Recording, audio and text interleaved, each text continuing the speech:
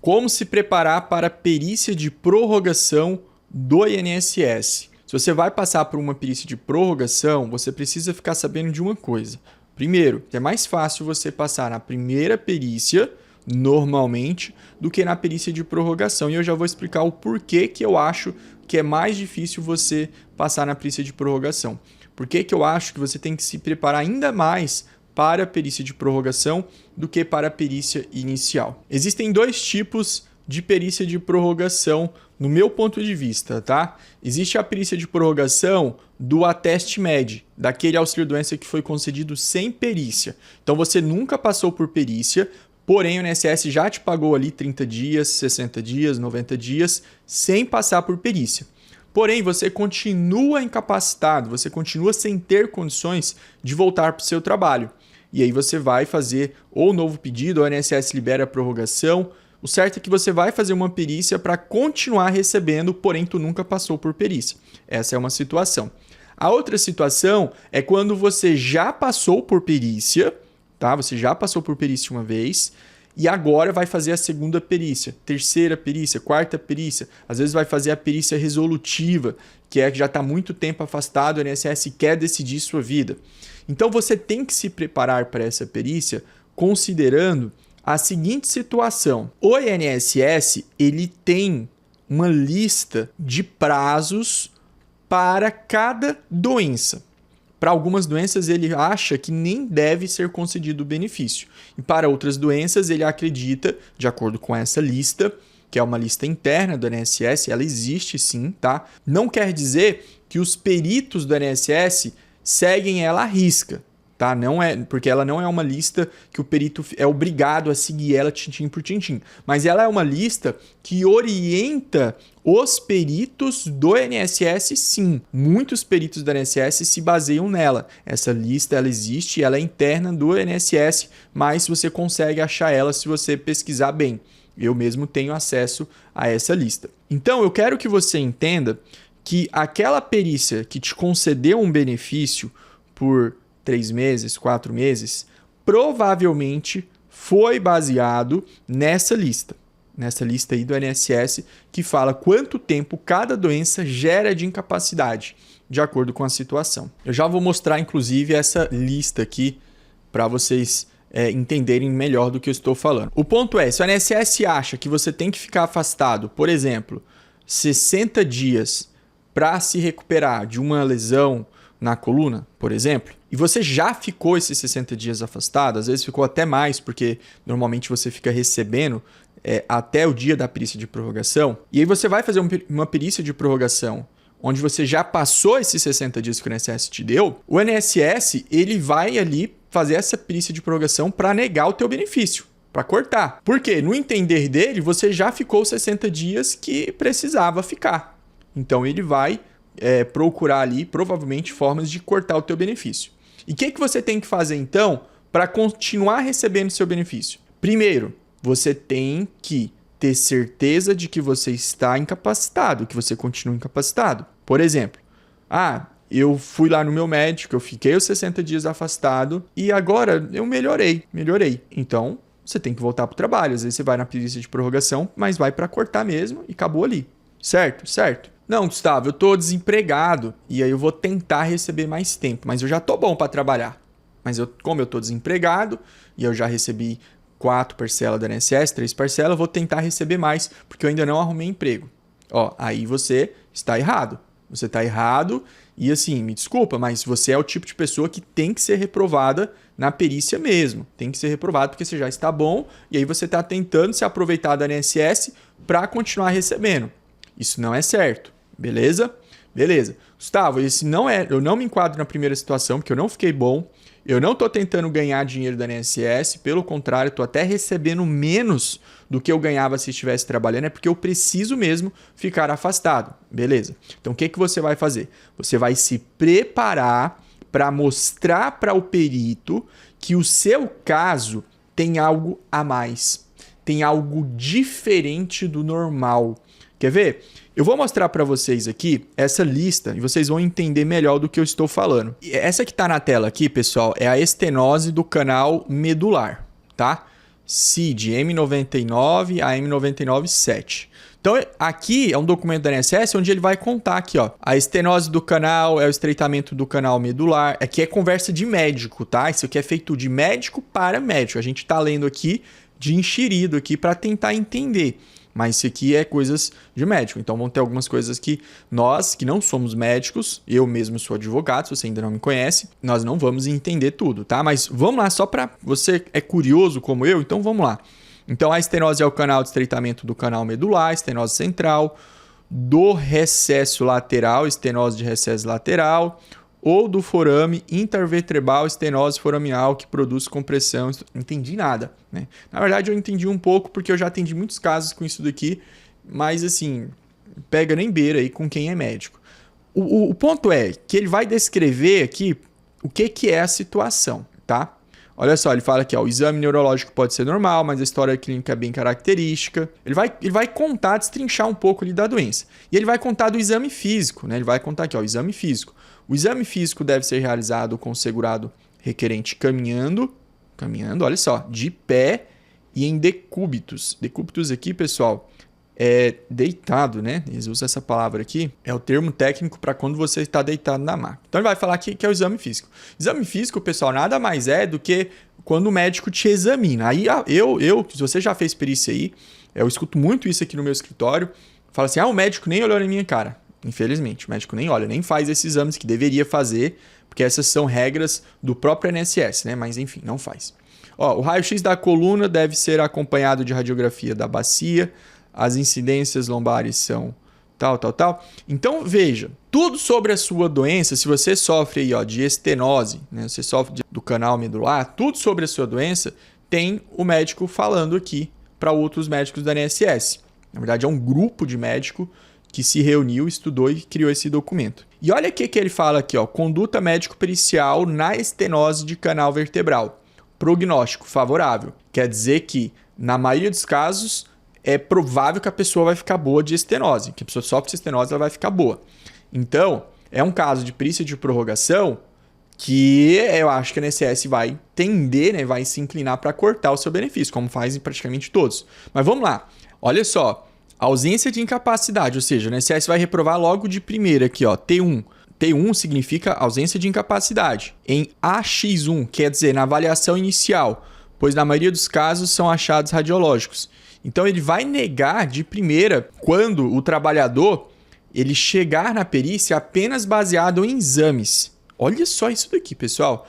Quando ele chegar apenas baseado em exames, ou seja, ele não tem características, ele não tem sintomas nele, na pessoa, ele não sabe explicar os sintomas, por isso que é importante, quando eu falei lá no outro vídeo sobre orientações para perícia médica, eu falo, explica bem para o médico o que você está sentindo, saiba descrever, vai ser preparado. Porque quem não sabe explicar os sintomas, ou não sente os sintomas, mas tem o raio-x, tem o relatório médico ali, ele vai provavelmente ser reprovado de primeira. Mas aqui é perícia de prorrogação, vamos ver aqui, ó.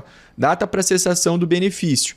Em geral, longo, em 180 dias, nos casos de mielopatia ou radiculopatia, ou para recuperação pós-operatória. 180 dias aqui, pessoal. Reabilitação profissional em casos sintomáticos, afastar o segurado de posto de trabalho que exijam sobrecarga da coluna. Olha lá, no vídeo meu também de orientação de perícia eu falo, explica para o perito o que é que você trabalha, como é que você trabalha, não só o nome da sua profissão. Revisão em 2 anos, quando vai conceder o benefício praticamente a aposentadoria, né? Em situações de complicação pós-operatória e avaliar o caso. E limite indefinido, caso inelegível para reabilitação profissional. Olha só o que eu entendo dessas diretrizes, vê se você concorda comigo. Em regra geral, 180 dias para estenose, certo? Mas pode ser qualquer doença, tá? Pode ser qualquer doença ali, vai ter um prazo. Veja, ele só vai encaminhar para reabilitação profissional, ou seja, receber mais do que os 180 dias, quando tiver problema pós-cirúrgico, ok? Quando o trabalho exigir esforço ou quando não pode ser reabilitado, entendeu? Isso serve para praticamente todas as doenças. Olha só, você aí, fala qualquer doença que você tem, você vai ter um prazo que o INSS provavelmente vai te conceder. E aqui, pessoal, é claro que eu estou falando de doenças mais graves. Doenças menos graves ou estágio inicial, o INSS vai negar. O INSS vai negar, ok? E eu já vou falar o que você tem que fazer quando o INSS nega o teu benefício. Segura aí. Eu quero que você entenda a seguinte linha de raciocínio, tá bom, pessoal? Você tem que ir para a perícia de prorrogação. Você tem que ir para a perícia de prorrogação para mostrar por que é que o seu caso é diferente do normal. Por que que você é diferente do normal? Deu complicação pós-operatória? Pois leve uma prova da complicação pós-operatória. O teu trabalho, ele é incompatível com a recuperação? Imagina coluna, problema de coluna, estenose aqui que a gente leu, com um trabalho de sobrecarga postural. Você trabalha carregando peso, é incompatível. Ou você não pode ser reabilitado, por dependendo da sua idade, já não dá mais para aprender uma nova profissão. Veja, você precisa... Esse aqui é o grande conselho para você ser aprovado na perícia de prorrogação. Você precisa provar que o teu caso é fora da curva. Gustavo, meu caso não é fora da curva. Teu caso é fora da curva sim. Sabe por quê? Vamos lá. Pessoal, tem um tempo esperado na medicina para se recuperar. Gripe. Vai pegar a gripe aí. 7 dias, passa a gripe. Gustavo, passou 7 dias e não passou a gripe. Tem lá nas caixinhas de remédio. Procure um médico se você não se recuperar em 7 dias. Porque se espera, de acordo com a medicina já estudou a vida inteira, ela sabe que em 7 dias normalmente se recupera a gripe. Ah, demorou 8. Ah, beleza. 8 para 7 não dá muita diferença. Poxa, eu tô há um mês com sintomas da gripe. Não é normal, é fora da curva, ok? Gustavo, tô com problema de coluna, fiz fisioterapia, fiz tudo e não sarei. Teu caso não é normal. Tá, eu não sou médico, então eu quero que vocês entendam meu ponto de vista como advogado. Eu não sou médico, tá?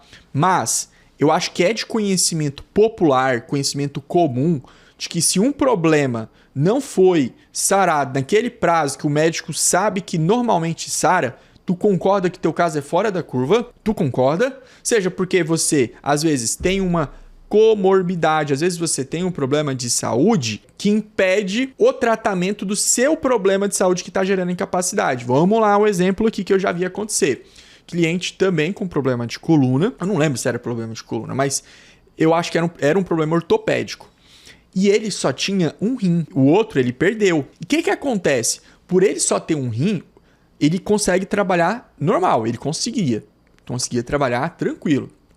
Eu atendi ele aqui na minha sala e falou, não, consigo trabalhar.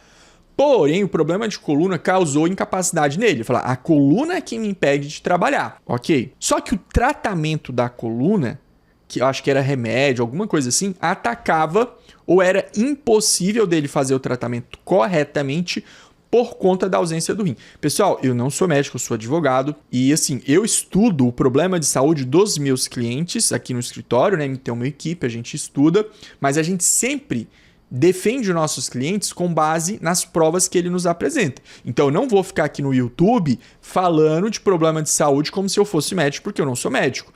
Eu defendo o meu cliente. Então, cada caso que chega aqui que tem prova, a gente vai lá e defende. Esse caso mesmo que eu estou explicando, ele tinha um problema que era o rim, que não tinha a ver com a coluna, mas que tirava ele daquela condição normal de problema de coluna que às vezes iria sarar em, sei lá, em 120 dias, 180 dias. E como que faz para você conseguir provar que o seu caso ele é diferente? Você vai pedir para o teu médico um relatório médico especializado.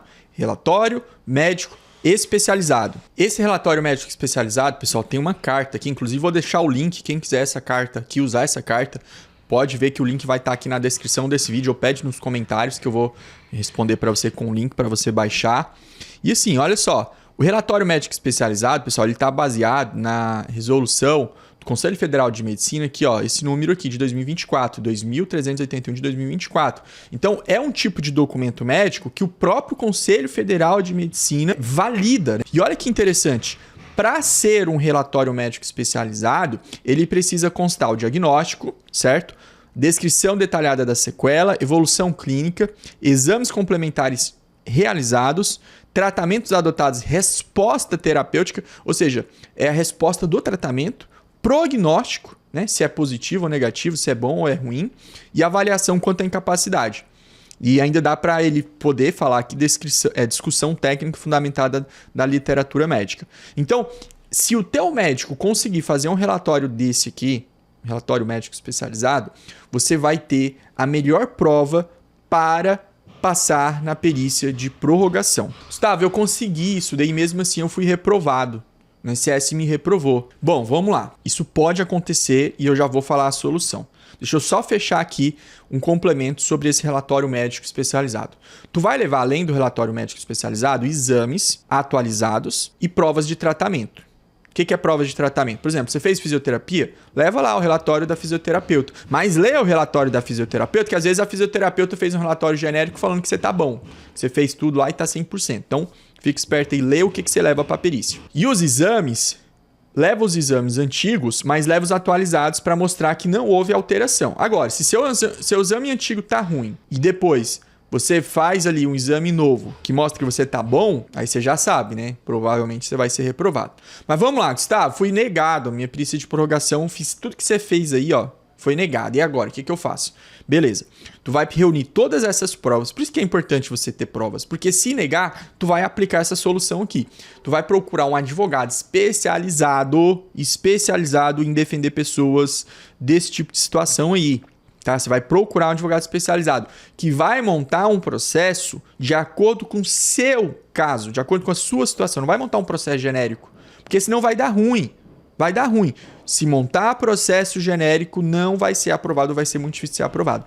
E vai entrar na justiça, tá? Esse é o caminho para você resolver perícia de prorrogação negada, tá bom? Procura um advogado, o advogado monta um bom caso. E tem mais. Às vezes o seu caso, se você sofreu acidente ou doença do trabalho, de repente a perícia de prorrogação está certo em cortar o teu benefício. Só que como você tem uma redução da capacidade de trabalho, tem uma limitação ainda, você fala, não, mas eu tenho que ficar até terminar essa limitação. Aí, meu amigo, minha amiga, o seu caso talvez seja de auxílio acidente, talvez seja da indenização, um outro tipo de benefício diferente da aposentadoria, diferente do auxílio doença, diferente do auxílio incapacidade temporária.